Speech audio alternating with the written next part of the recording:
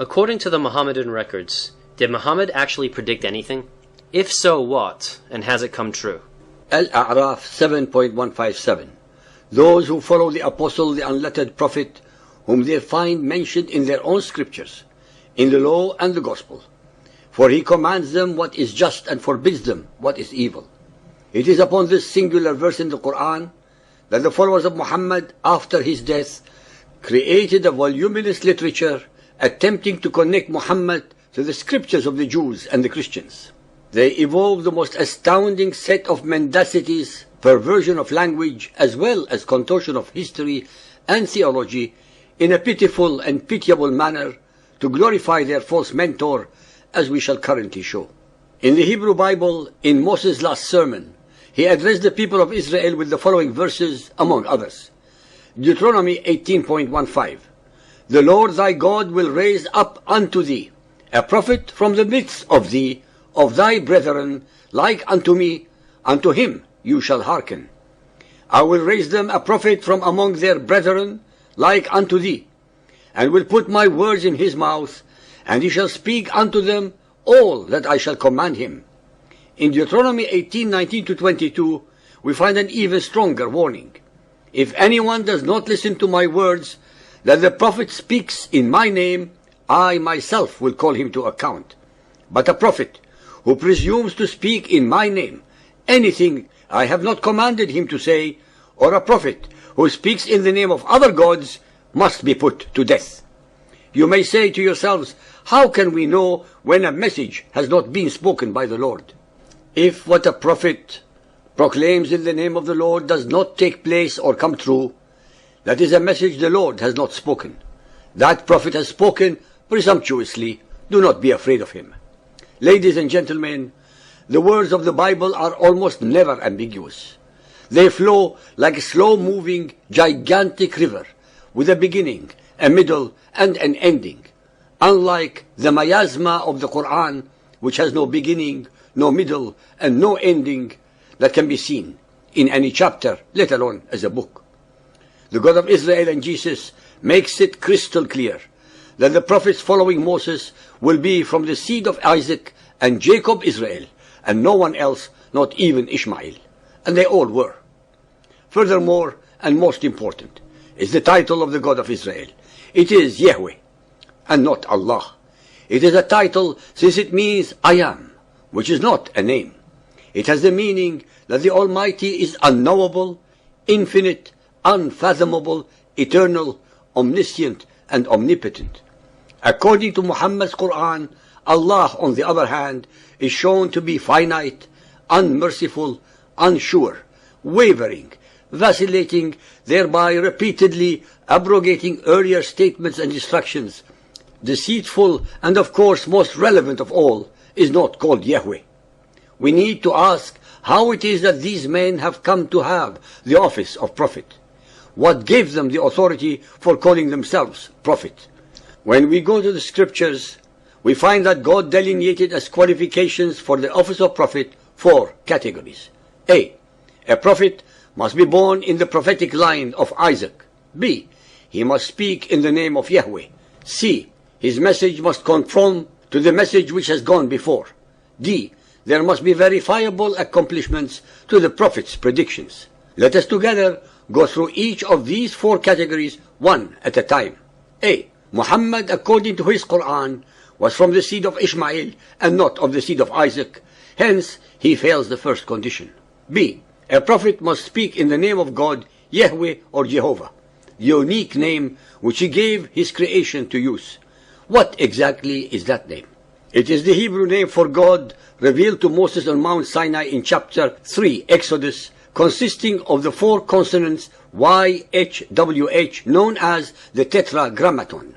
In Exodus 3.1-16, where God talks to Moses at the burning bush, we find God referring to himself as I am, which in Hebrew is pronounced Yahweh. And the Almighty continues by saying that this is my name forever, signifying that it is his eternal name, the name which only God can take for himself.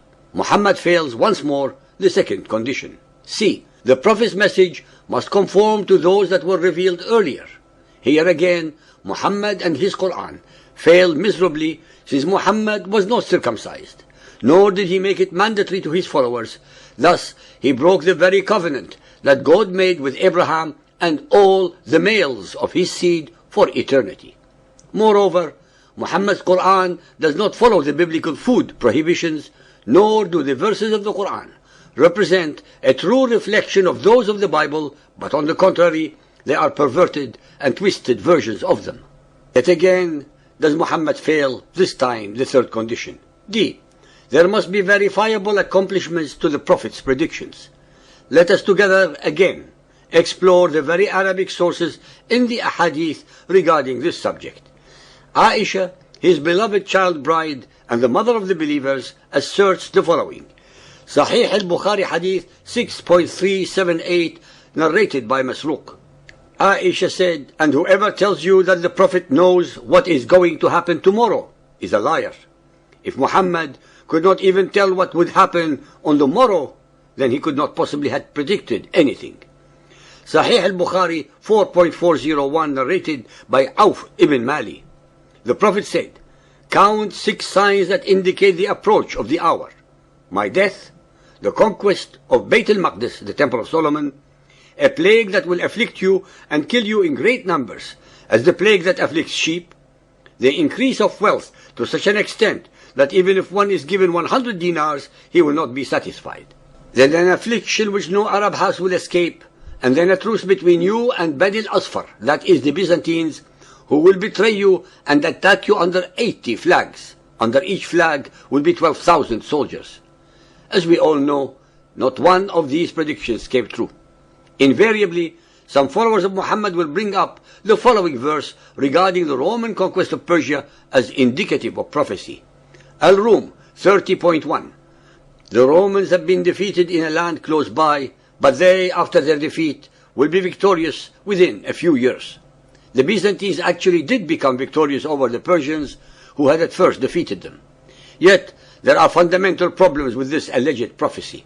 According to Yusuf Ali, the Arabic in a few years signifies a period of 3 to 9 years. Yet, according to the historical records, the victory did not come until nearly 14 years later, in AD 630, not the few years alluded to in the Quran. Moreover, the Hadith collection of Al-Bukhari provides further corroboration that Abu Sufyan's visit with Heraclius occurred after the signing of Hudaybiyah in 632 AD, and hence after the Byzantine victory. Sahih al-Bukhari 4.399, narrated by Abdullah bin Abbas, that Abu Sufyan bin Harb informed him that Heraclius called him and the members of a caravan from the Quraysh who had gone to Sham as traders during the truce which Allah's apostle had concluded with Abu Sufyan and the Quraysh infidels. This verse was revealed, as usual with Muhammad, after the event, and hence there was no prediction. Furthermore, Muhammad claimed that the Antichrist, called the Dajjal, was to appear shortly after the Muhammadan conquest of Constantinople. The following traditions are taken from Sunan Abu Dawood 37.4282, narrated by Mu'ad ibn Jabal. The Prophet said, the greatest war, the conquest of Constantinople, and the coming forth of the Dajjal, the Antichrist, will take place within a period of 7 months. Sunan Abu Dawood 37.4283, narrated by Abdullah bin Busr. The Prophet said, the time between the greatest war and the conquest of the city of Constantinople will be 6 years, and the Dajjal, the Antichrist, will come forth in the 7th. Actually, Muhammadans conquered Constantinople in May 1453. Based upon the preceding traditions, the Antichrist was to appear in December 1453 at the earliest. Hence prophecy regarding the Antichrist advent to take place 7 months after the conquest of Constantinople did not materialize. But probably the most popular miracle which has been passed down by the Hadith and fomented by the Muhammadans even today is the splitting of the moon by Muhammad. It is recorded in Sahih Muslim 4.1467 by Abdullah bin Mas'ud. We were along with Allah's Messenger at Mina. That moon was split up in two. One of its parts was behind the mountain, and the other one was on the side of the mountain. Allah's Messenger said to us, bear witness to this. The splitting up of the moon is not simply a fable from the ahadith, but is alluded to in the Quran as well. In Surah Al-Qamar 54, titled The Moon, begins by saying, "The hour of judgment is nigh, and the moon is cleft asunder." From the context, it is obvious that this was meant to be a sign. But people reject it as such, and in their desire to create some supernatural proof for their faith, interpret it word for word. Even today, you will hear Mohammedans claim that the American astronauts, upon landing on the moon, took pictures of a large crack or fissure on the moon's surface, which is what remains from Muhammad's split. For those believers and unbelievers who want more such intellectual gems, please go to the internet and be regaled. As far as we are concerned, enough is enough.